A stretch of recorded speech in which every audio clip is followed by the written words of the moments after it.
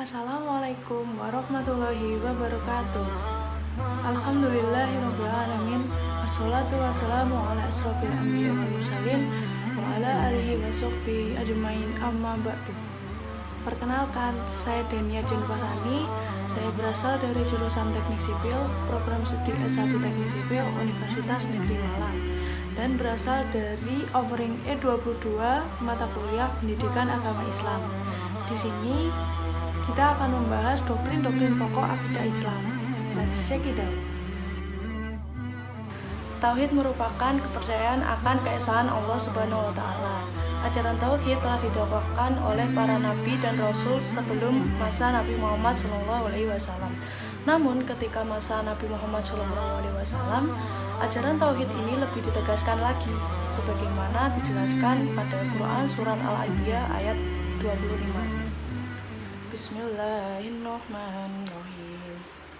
Wa ma arsalna min qablika min rasulin illa nuhi ilaihi annahu la ilaha illa ana fa'budun. Yang artinya, dan kami tidak mengutus seorang rasul pun sebelum engkau Muhammad, melainkan kami wahyukan kepadanya bahwa tidak ada Tuhan yang berhak disembah selain aku, maka sembahlah aku. Quran Surat Al-Anbiya ayat 25.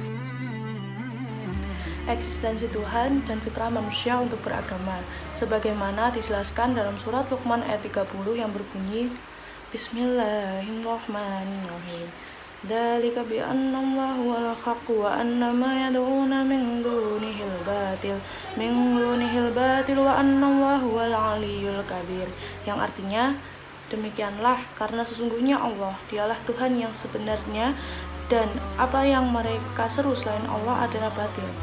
Dan sesungguhnya Allah dialah yang maha tinggi lagi maha besar. Quran Surat Luqman ayat 30. Fitrah beragama adalah fitrah yang diberikan oleh Allah kepada setiap manusia secara alami untuk menyempurnakan fitrah madhubullah yang ada pada diri setiap manusia. Fitrah manusia untuk beragama oleh Allah sudah dikonsepsi untuk manusia yang beriman dan bertauhid, sebagaimana disebutkan dalam hadis riwayat Al-Bukhari, yaitu setiap bayi yang dilahirkan dalam keadaan suci, maka kedua orang tua itulah yang akan menjadikannya Yahudi, Nasrani, ataupun Majusi. Hadis riwayat Al-Bukhari. Tauhid esensi dari ajaran Islam. Tauhid berasal dari kata wahid yang artinya satu, atau kata ahad yang berarti esa. Sehingga arti tauhid yaitu keyakinan akan keesaan Allah. Lafaz tauhid yaitu la ilaha illallah yang artinya tiada Tuhan selain Allah. Tauhid merupakan intisari dari seluruh norma Islam. Pengembangan ilmu dari sikap bertauhid yaitu disiplin ilmu. Yang kedua, selalu mengkaji masalah akan keimanan, terutama keesaan Allah Subhanahu wa Ta'ala. Dahsyatnya kalimat tauhid yaitu ketika kita membaca kalimat tauhid la ilaha illallah dengan cara dipanjangkan, yaitu la ilaha illallah, maka dosa-dosa kita akan diampuni oleh Allah sebanyak 4.000 dosa, termasuk dosa-dosa besar. Namun jika kita tidak memiliki dosa-dosa besar, maka dosa tetangga kita, dosa keluarga kita akan diampuni oleh Allah sebanyak 4.000 dosa. Dan juga jika ada orang kafir pun yang dalam akhir hayatnya ketika ia akan meninggal, ia membaca kalimat la ilaha illallah, maka ia akan menjadi seorang ahli surga. Syirik adalah perbuatan yang menyeleweng dari peraturan-peraturan Allah. Syirik dibagi menjadi dua, yaitu syirik akbar dan syirik asghar. Syirik akbar adalah syirik besar yang dimana kita melakukannya, kita tidak akan diterima pahala-pahala kita oleh Allah Subhanahu wa Ta'ala. Contoh dari perbuatan syirik akbar yaitu kita menyekutukan Allah. Yang kedua yaitu syirik asghar. Syirik asghar atau syirik kecil, yaitu dimana kita melakukan syirik asghar, kita bisa terancam meninggal dalam keadaan kufur. Contoh-contoh dari syirik asghar yaitu yang pertama, bersumpah atas nama selain Allah, yang kedua berkorban untuk selain Allah, yang ketiga melakukan ramalan, yang keempat melakukan sihir. Karakteristik akidah Islam. Yang pertama, Islam adalah agama yang fitrah. Islam diturunkan untuk kepentingan dan kebahagiaan manusia, di mana kita jika menjalaninya secara tulus, pasti kita akan menemukan kebahagiaan dan kedamaian di dunia dan di akhirat. Sebagaimana dijelaskan dalam surat Al-Baqarah ayat 286 yang berbunyi, Bismillahirrahmanirrahim. La yukallifu nafsan illa wus'aha, laha ma kasabat wa 'alaiha ma iktasabat.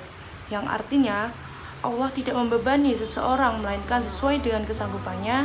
Dia mendapatkan pahala dari kebaikan yang dikerjakan dan ia mendapatkan siksa dari kejahatan yang diperbuatnya. Surat Al-Baqarah ayat 286. Yang kedua, agama Islam bersifat universal. Pengetahuan akan Islam merupakan serapan dari peradaban intelektual sebelumnya, kemudian dikembangkan menjadi warisan dunia baru yang bermanfaat bagi manusia. Yang ketiga, melanjutkan tradisi tauhid. Tauhid merupakan kunci utama norma agama Islam.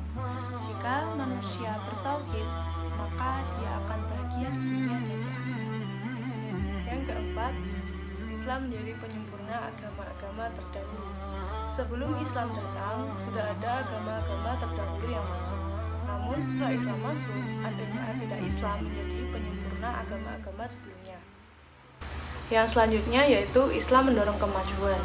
Misi tauhid yaitu membebaskan manusia dari penjara, mitos, tahayul, dan penghambaan akan ciptaan Allah yang lebih rendah martabatnya.